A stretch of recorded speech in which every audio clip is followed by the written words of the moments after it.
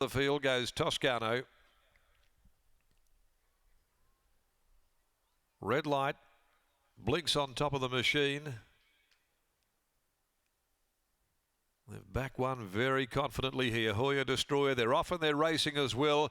And a good line out of the machine also. Deep Discretion, Hey Lung, Hidden Empire wide out amongst the first to go. But 80 Mile Beach has got speed as well in a packed up field early on. Hoya Destroyer goes forward. He's out there in the middle of the course pressing on. Has dug another hole, squeezes up near the rail. In behind those when they settle is Mr. Universe. Followed further back then by He Will Do Us. Sweet Serenity dropped out towards the back end. Real Serenity at least now is back there in the second half in company with Hey Pino, and they're being followed further back by Graceful Abbey and Toscano. 80 Mile Beach was able to hold the lead. 500 from home. 80 Mile Beach from Hoya Destroyer, the well back commodity up running second, and now ridden along over on the inside. Dug another hole in third spot, followed further back behind those to Deep Discretion, and then came Hey Lung. Hidden Empire headed the remainder into the straight. 80 Mile Beach with a kick. Hoya Destroyer looked to be gone. 80 Mile Beach at the 200 from Dug another hole, which looked at the moment to be the only danger. 80 Mile Beach a length and a half. Dug another hole. He Will Do Us gets up on the inside. Deep Discretion coming hard, but 80 Mile Beach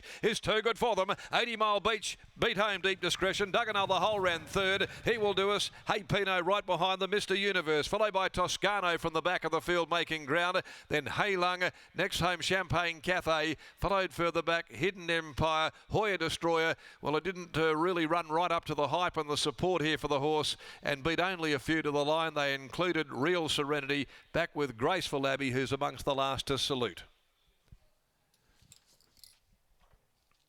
80 Mile Beach, the winner number 5 for Danny Morton. The stable here produced this Omaha Beach half-brother to their Group 1 winner in Elite Street, and he does it leading all of the way in the Anita Vale stud colours. Number 5, 80 Mile Beach first home.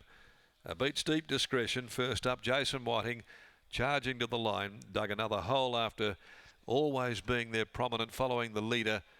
Has battled into third money, and fourth is number 6 He Will Do Us, which has got right up on the inside and back behind those Mr. Universe and Hey Pino. Well, there was a lot of support for Hoya Destroyer.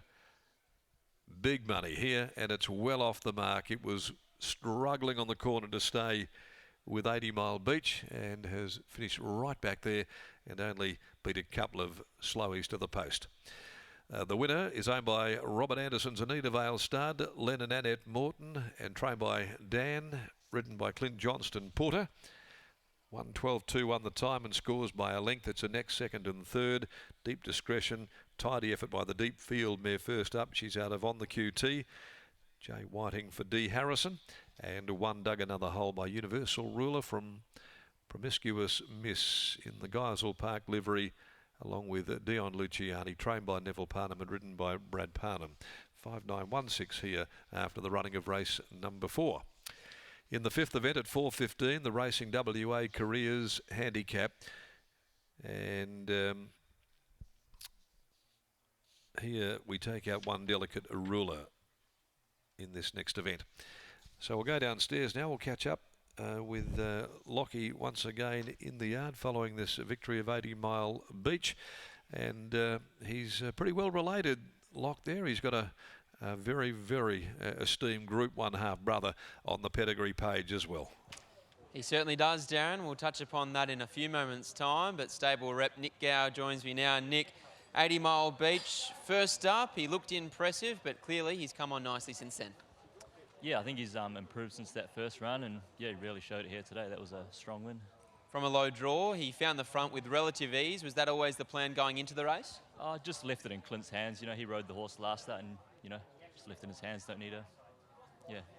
Just don't need to muddle it. Just let him do his thing.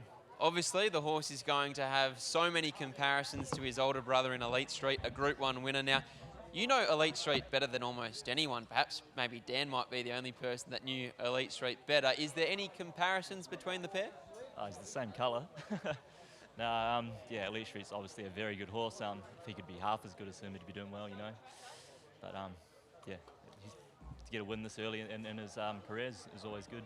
I recall Elite Street occasionally being quite a highly strung horse, and often yourself and a couple other strappers would lead him up to around the 200-metre mark before RWWA would eventually be let go. Is he a highly strung horse as well? He has his moments. Not as highly strung as Elite Street was, but he certainly has his moments. What did you make of the run of She's Perfection in second earlier on today? Yeah, very good. Yep, building towards a win. Probably needed a little bit more tempo, but yeah, heading in the right direction. 2 horses to follow moving forward. Well done here. Cool, thank you.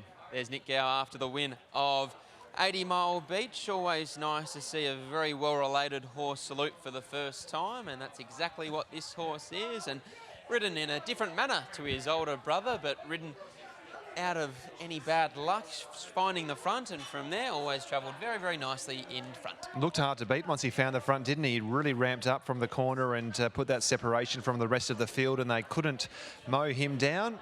But we're now 4 races down. We've had 2 wins to Brad Parnham. We've had 2 wins to Clint Johnston-Porter, and he rode this 3-year-old last start on debut, settled midfield, but today he led. Clint, was that the plan, or just bounced too well? No, look, I think his run from the other day, he woke up, he was real calm, chilled, not really knowing what's going on the other day, and today he was just wide awake. He sprung the gates, he was a bit anxious in there and that, and just hit the ground running. Sometimes horses can get a little bit lost in front when they do that for the first time, but it looked like he always travelled quite well. No, he was on a mission. He was always travelling strong. I just thought he might have done it a bit hard and was going to stop late, but I think he's just a little bit above average. Good start today. What about Yorga Pride yesterday? What did you make of her performance in the Breeders? Yeah, look, I didn't think it was as bad as what it probably looked. She probably still a little bit behind the 8 ball, a little bit rushed to the here, but I think she'll be perfect for the Magic Millions. Nice start to the day here. Well done. Thank you.